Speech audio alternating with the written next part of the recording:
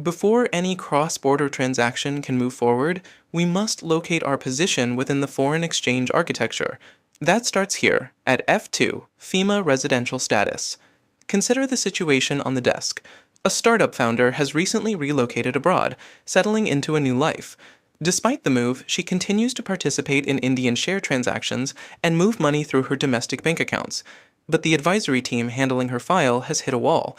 They cannot clear her transactions. Their roadblock stems from the foundational axiom of foreign exchange law. Every FEMA analysis begins with a person, not a form or a contract. The regulations apply differently depending on where that specific person is resident. Until the team can definitively classify this founder as a person resident in India or a person resident outside India, every subsequent compliance step, from pricing to reporting, remains blocked. The first diagnostic step in the file is defining exactly who the person is under the statute. FEMA's definition of a person covers everything from individuals to companies and branch offices. If our subject were a company, the residency rule is absolute. Any entity incorporated in India is a PRII. A foreign registered company is a PROI. For companies, there is no physical day count to track.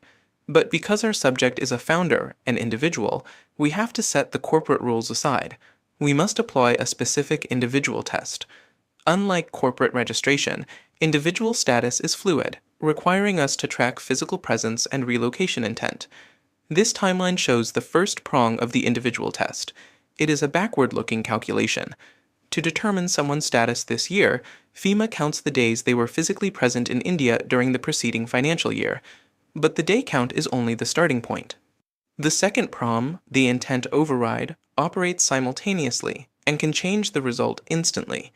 If an individual leaves India to take up employment, start a business, or for any purpose indicating an intention to stay away for an uncertain period, they become a PROI on the exact day they depart.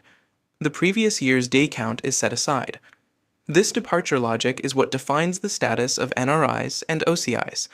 Under FEMA, they are strictly categorized as PROI, which dictates their permissible investment schedules and limits under the non-debt instrument rules. Relying strictly on physical day counts often leads to a misclassification. In FEMA, it is the intent behind the move that serves as the trigger for reclassifying an individual's legal status. This brings us back to the tax team's paralysis. They reached a deadlock because they attempted to solve a SEVA problem using the logic of the Income Tax Act. This diagram illustrates the divergence. The two statutes use different mechanical tests. Income tax focuses heavily on day counts in the current year. FEMA prioritizes the preceding year and the immediate intent carve-outs. This creates a liminal year. A person can simultaneously be a taxable resident in India while qualifying as a person resident outside India for FEMA purposes. These statutes operate independently. For any cross-border file, we cannot use income tax residency as a proxy for FEMA residency. Once we apply the intent carve-out, we can see the founder became a PROI on her date of departure. Now, the analysis turns to the operational consequences. On the date her status changed, her resident account had to be redesignated as an NRO account. As a PROI, she can open NRE or FCNRB accounts for foreign remittances. Operating a standard resident account after departing contravenes FEMA deposit regulations, requiring formal compounding. By establishing the correct PROI status and redesignating the bank accounts, the team satisfies the regulatory conditions for the transaction. The founder's cross-border transactions can now move forward legally. By the time you finish this module, 3 capabilities will become clear. First, you will be able to apply the PRI and PROI framework accurately to both individuals and entities. Second, you will use the 182-day rule and the intent carve-outs to determine exactly when a status change occurs. And third, you will identify the account and transaction consequences that are triggered the moment FEMA residency changes.